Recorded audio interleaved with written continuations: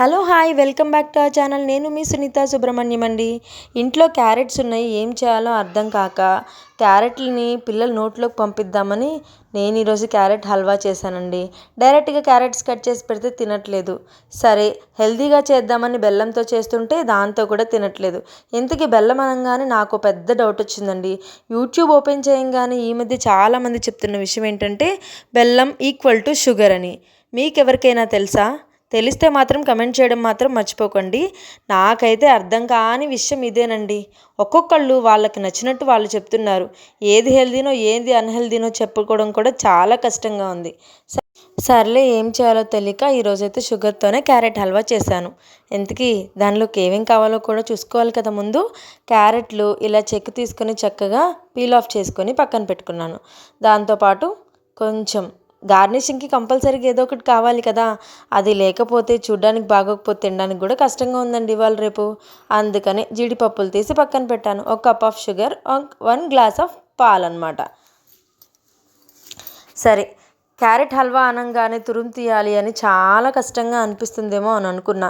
ఇదివరకు క్యారెట్ హల్వా చేసేటప్పుడు తురుము తీసి తీసి చేతులు నొప్పి పెట్టేయండి.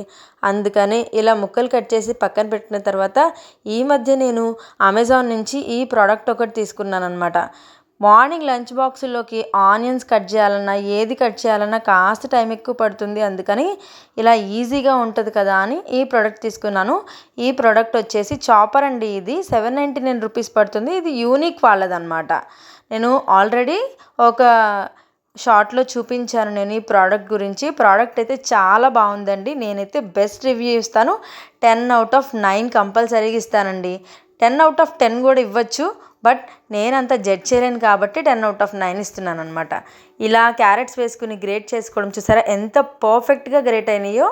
సరే దాంతోపాటు బాండి పెట్టుకొని గ్రేట్ చేసుకున్న క్యారెట్ని కొద్దిగా నెయ్యి వేసుకొని, నేను కప్పుల కొలతతో తీసుకుంటాను కాబట్టి 1 కప్ ఆఫ్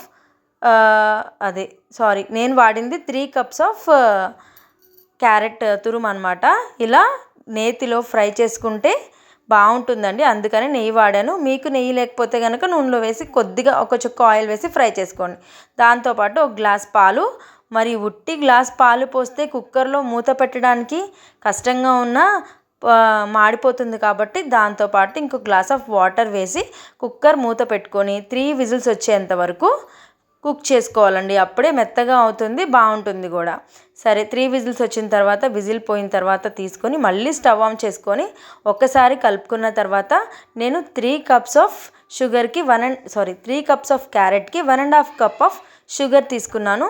మీరు కొద్దిగా షుగర్ ఎక్కువ తింటే మాత్రం 2 కప్స్ ఆఫ్ షుగర్ తీసుకొని కుక్ చేసుకోండి. ఇంకా షుగర్ ఎక్కువ తింటే 3 కప్స్ కూడా వేసుకోవచ్చు. కాబట్టి నేను షుగర్ తక్కువ తింటాం కాబట్టి 1.5 కప్ మాత్రమే వేసాను. షుగర్ అంతా ఇలా ఎగిరిపోయేంత వరకు వెయిట్ చేసిన తర్వాత మళ్ళీ 1 గ్లాస్ ఆఫ్ పాలు పోసుకుంటే పాలు విరిగిపోతాయి. కోవా వేసుకోకుండా ఇదే కోవాలాగా పనిచేస్తుంది కాబట్టి దీనిలోనే వేసానండి. ఇలా పక్కన ఫ్రై అవుతూ ఉంటుంది. మరో స్టవ్ మీద చిన్న బాండి పెట్టుకొని కొద్దిగా నెయ్యి వేసుకుని, గార్నిషింగ్ లేకపోతే ఈ మధ్య మనం ఏం తినలేకపోతున్నాం కాబట్టి గార్నిషింగ్ కోసం బాదం పప్పులు, జీడిపప్పులు వేసి ఫ్రై చేసుకొని పక్కన పెట్టుకోండి. ఈలోపు మన క్యారెట్ హల్వా ఏ స్టేజ్కి వచ్చిందో చూసి దింపి పక్కన పెట్టుకొని సర్వ్ చేసుకోవడమేనండి. చాలా టేస్టీగా ఉంటుంది క్యారెట్ హల్వా. కుక్కర్లో ఇలా ఈజీగా ట్రై చేసుకుని ఒక్కసారి ఎలా ఉందో కమెంట్ చేయడం మాత్రం మర్చిపోకండి.